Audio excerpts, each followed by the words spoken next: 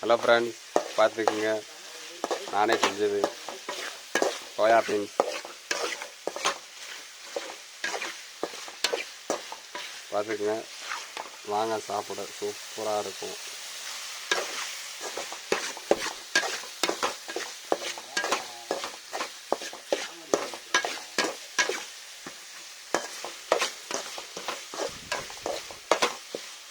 First தண்ணியை ஊற்றிக்குங்க.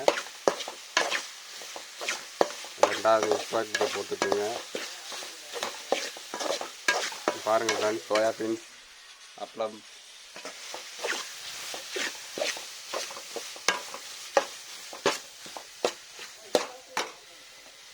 இதில் ஒரு அப்பளத்தை எடுத்து போட்டு சூப்பராக இருக்கும். எனக்கு நான் சாப்பிட்ருக்கேன்.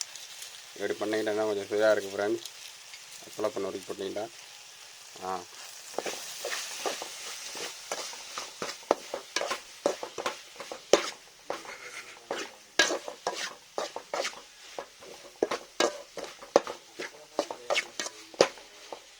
ஓகே, பாய்.